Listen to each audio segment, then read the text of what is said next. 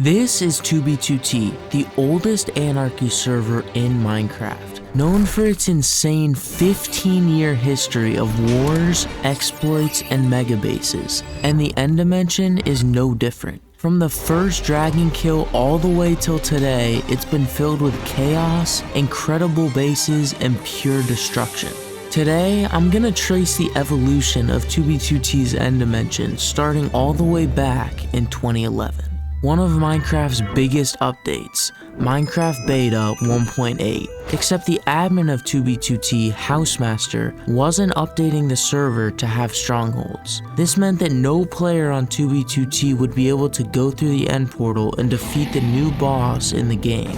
To Housemaster, 2b2t didn't need the end dimension. It was already perfect the way that it was. But in late 2011, everything changed. A backdoor exploit created by the notorious players Popbob and Police Mike 55 created the answer.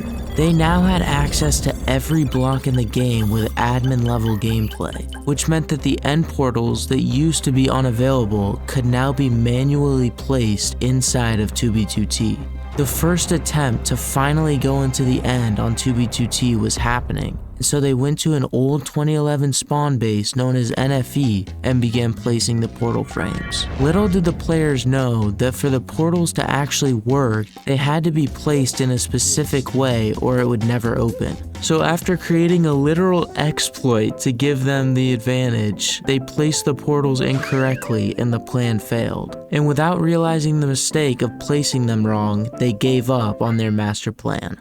A few months later, in March of 2012, a player named XCC got a hold of a couple extra portal frames from the exploiters. Except this time, he had an even better plan. He was gonna recreate an entire stronghold block for block. This meant every piece of stone, every cobweb, lava, and iron bar was placed to create an exact replica of a stronghold. I honestly have no idea why they thought that this would make a difference, but this is a documentary, so I'm not here to judge. But anyways, it worked, because XCC actually placed the portals correctly this time. Him and Police Mike quickly stepped through the portals and became the first players in the 15-year history of 2b2t to step through the portal.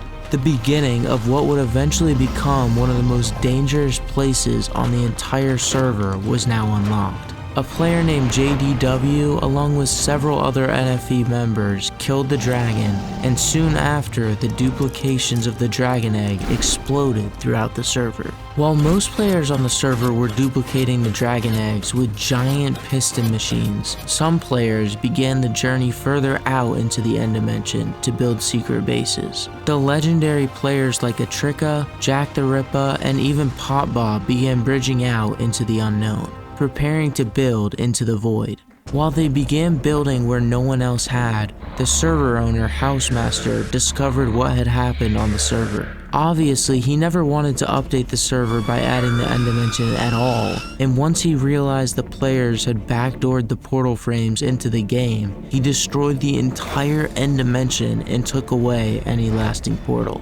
Any end stone or end frames from players' inventories vanished, and when players building into the void logged back on 2b2t like therippa, they were automatically placed back into the deadliest place on 2b2t, instantly going from a world of their own into a war zone. Lava casts, hackers, and destruction all around them again, and from that point on, everyone thought the end would never return. But over a year later, in May of 2013, Housemaster finally regenerated the end dimension and the players flooded the portals. The second dragon was quickly killed, and almost immediately the players realized something critical. Everyone spawns in the same location in the end dimension, and on 2b2t that meant control. And because like all dimensions on 2b2t, the spawn region was so dangerous, cobblestone bridges began spreading to the islands just as quickly as a player named Fuzzy Puffball covered the entire end spawn in lava casts, obsidian boxes, and void traps. PvP groups began camping the end spawn, killing players the moment they loaded in.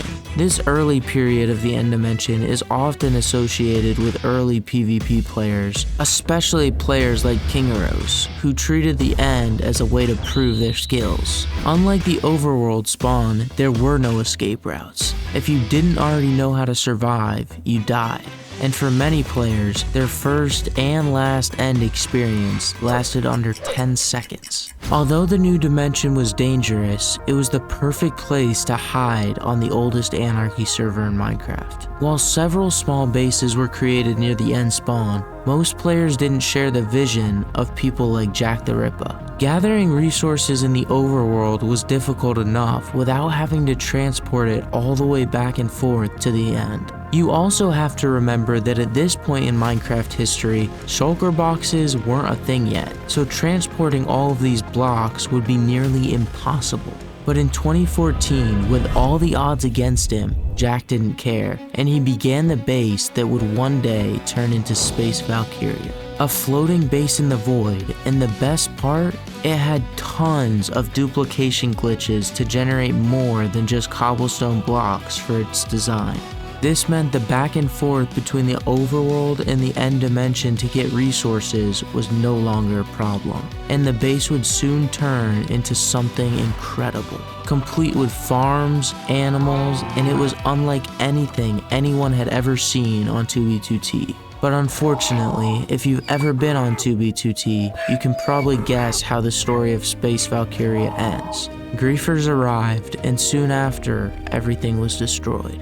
But with Jack's first base being completely wiped out by Housemaster and now someone blowing up the new base, the only solution was to keep building. So Jack and the group continued their journey further into the end dimension, building Space Valkyria 2 and 3, each falling to the same demise as before, but each iteration further and further from the end spawn. Each one larger and more intricate in its design, and by Space Valkyria 3, it was a massive city. But while Space Valkyria 3 was being built, a new end update would change everything on the server. The update that would bring Elytras to 2b2t. Not only was it the most powerful item in normal Minecraft, but on 2b2t, players were able to use exploits to reach millions of blocks out even easier. With the new shulker boxes that could make transporting items even easier as well, several new bases emerged. This included the Nexus, Death Star Soup Bowl, and more. While the end spawn was a disaster, the beauty of this dimension was still found by players throughout the server. Unfortunately on 2b2t, the fun of these bases never lasts, and in 2019, the notorious exploiters known as Nerds Incorporated used a backdoor hack to find tons of different bases throughout 2b2t. The Valkyria base that had taken months to get all the resources for and then build was quickly targeted and found. Realizing the base wouldn't last long now, Jack logged in to begin detonating the TNT himself. That way no griefer could ever say they destroyed what had taken so long to build. And not long after, Space Valkyria fell. Knowing the end was the most powerful place on the server due to the new items like shulkers and elytras that would open up endless possibilities for any player, a group led by Gasmack began construction on something insane. A giant water cube completely covering the end spawn. With over 150,000 blocks of water placed, nobody would be able to survive without drowning.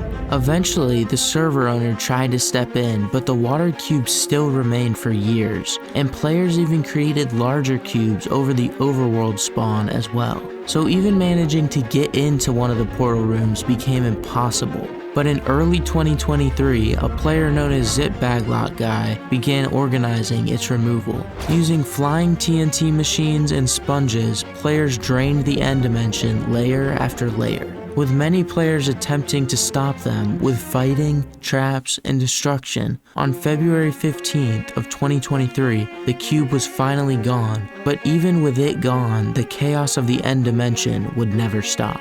As years passed and exploration increased, a familiar 2b2t question emerged. How far can this go? Reaching the end world border required tens of thousands of blocks of manual bridging. The journey would take weeks, but after months and months of travel, the achievement is commonly credited to a player named Armorsmith. Though like many 2b2 feats, exact names are still debated. But what matters is the final result. The player reached the end border, an invisible wall, the literal edge of the dimension, and screenshots and testimonies confirmed it. The end, like everything else on the server, had a limit.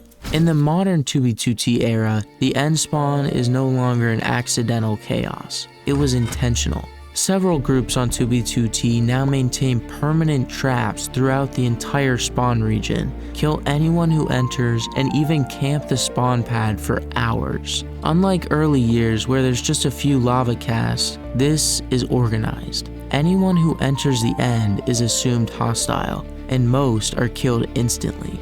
Others are trapped indefinitely, but very few escape.